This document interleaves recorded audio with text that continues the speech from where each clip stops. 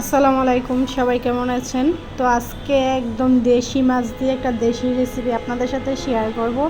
এরকম মাছ তো আমাদের এলাকা বরাবর পাওয়াই যায় না, যেহেতু আমাদের বাড়ি ঢাকার দিকে পাওয়া যায় না। আর যদি পাওয়া যায় হঠাৎ বছরে একদিন হয়তো ভাগ্যগুণে পাওয়া যায়। তো যাই হোক, যদি ভাগ্যগুণে একবারও পাওয়া যায় তো আমরা চেষ্টা করি নিয়ে আসতে।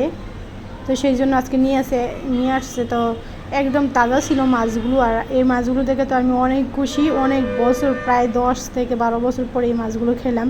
তো কে কোথা থেকে দেখতেছেন অবশ্যই চ্যানেলটাকে ভালো লাগলে সাবস্ক্রাইব করে রাখবেন এবং কমেন্ট করতে ভুলবেন না, এবং ভালো লাগলে একটা লাইক করে রাখবেন। তো মাছগুলো কেটে রেডি করে তারপরে সব কিছু নিয়ে আসলাম। মাছগুলো কিন্তু ভালো করে ধুয়ে নিয়েছি। আর পেঁয়াজ আর কিছু রসুন, কাঁচামরিচ বেশি করে সব কিছু কেটে নিয়েছি। এখন আমি হাতে মেখে তরকারিটা বসাবো। তো সেই জন্য কড়াই নিয়ে নিলাম। কড়াইয়ের মধ্যে মাছগুলো দিয়ে দেব, সবগুলো মাছেই দিয়ে তারপরে কাঁচামরিচ, পেঁয়াজ, রসুন এগুলো দিয়ে হাত দিয়ে সুন্দর করে পেঁয়াজগুলো সব কিছু একলগে মিশিয়ে নেব হাত দিয়ে মেখে। যেহেতু এখন বর্ষাকাল এই জন্য পাওয়া গেছে, আর এই মাছগুলো তো ভাগ্যগুণে পাওয়া গেছে। আমাদের এইখানে তো এগুলো পাওয়াই যায় না। হঠাৎ একটা বাজারে একটা আঙ্কেল আছে, তো উনি হচ্ছে দেশি মাছ বিক্রি করে। প্রায় সময় ওনার কাছে দেখা যায় উনি আসে দেশি মাছ নিয়ে। তো ওনার কাছেই হয়তো পাওয়া যায়, আর কারোর কাছে মনে হয় পাওয়া যায় না। তো ওনার কাছে পেয়েছিল, সেই জন্য নিয়ে আসলো। আর এগুলো তো আমি অনেক পছন্দ করি, ছোটোবেলাতে অনেক খেয়েছি এই মাছ, কিন্তু এখন খাওয়াই যায় না, এখন তো পাওয়াই যায় না, খাবো কোথায়? তো যাই হোক, এখন মরিচ, হলুদের গুঁড়া, ধনিয়ার গুঁড়া সব কিছু দিয়ে তারপরে হচ্ছে এখন আমি মেখে নেব লবণ দিয়ে, তেল দিয়ে, হাতে মেখে তেল দিয়ে একদম সুন্দর করে হাতে মাখা তরকারি হবে আজকে। আর পেঁয়াজ, কাঁচামরিচ এগুলো কিন্তু আর আমি কিন্তু আগেই কিন্তু হাত দিয়ে ভালো করে মেখে নিয়েছি। এখন হচ্ছে সব কিছু দিয়ে তারপরে আবারও মেখে নেব সুন্দর করে। বেশি করে পেঁয়াজ দিয়েছি, যে পেঁয়াজের বোনা হবে, ছোটো মাছের বোনা হাতে মেখে। এটা যে খেতে কি দারুণ লাগে, যাদের এলাকায় আছে তারাই হয়তো বুঝতে পারে। আমার কাছে তো অনেক ভালো লাগে। বড় মাছ বা মাংস থেকে আমার কাছে এটাই সবচেয়ে বেশি প্রিয়।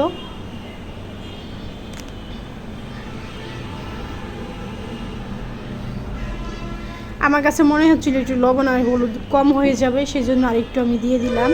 আর আজকে তো হবে একদম জাল জাল করে তরকারিটা, একদম জাল। ছোটো মাছের মধ্যে জাল জাল করে না রান্না করলে কিন্তু একদমই ভালো লাগে না। সেই জন্য একটু কষ্ট হলেও একটু খেতে হবে জাল জাল করে, যেহেতু আমরা জালে একদমই কম খাই, সেই জন্য বললাম। আপনারা চাইলে আরও অনেক জাল দিতে পারেন। আর গ্রামে যারা থাকে তাদের তো জাল অনেক পছন্দ, তারা তো জাল খেতে ভালোবাসে, তাদের জন্য তো আর একটু জাল প্রয়োজন। তো সেই জন্য তারাও তো আর একটু জাল দেয়, জানি। আর জাল জাল তরকারি খেতে কিন্তু ভীষণ ভালো লাগে যারা খেয়ে অভ্যস্ত। তো এখন আমি হাত দিয়ে উপরে চেপে চেপে একটু পানি দিয়ে দেবো, বেশি পানি দেব না। এই তো এই পরিমাণের পানি দেবো। আর এখন আমি ডেকে দেবো, চুলাটা অন করে দেবো। আর এই মাছগুলো হতে তো বেশি সময়ই লাগে না, একদমই কম সময় লাগে। ছোটোবেলা তো অনেক খেয়েছি মায়ের হাতে এগুলো ছোটো মাছ। এখন তো খেতে পারি না, এখন এদিকে পাওয়া যায় না, এই জন্য খাওয়া যায় না। তো এখন কড়াইয়ে ঢাকনাটা উঠিয়ে আমি আর একটু নেড়ে চেড়ে দিয়েছি। এখন আরও 5 মিনিটের মতো জাল করে নেব।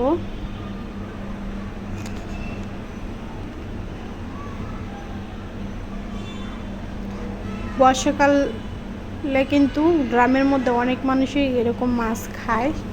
তো যেহেতু আমরা শহরের মানুষ, আমরা এগুলো খেতে পারি না, আমি পাই না, আমাদের জন্য তো এগুলো স্বর্ণ। তো যাই হোক, তরকারিটা কিন্তু হয়ে গিয়েছে। তো নামিয়ে নিলাম, উপর দিয়ে একদম তেলে চকচক করছে। মাশাআল্লাহ, অনেক সুন্দর হয়েছে। এত সুন্দর ঘ্রাণ বের হয়েছিল তরকারিটা নামানোর পর। এখন আমি একটা প্লেটের মধ্যে বেড়ে আপনাদেরকে দেখাবো কীরকম হয়েছে।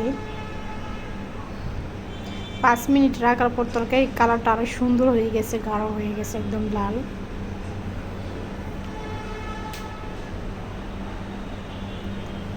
তরকারি দেখে কিন্তু আমার তর সইতেছে না, আমি কিন্তু এখন খেতে বসে পড়বো।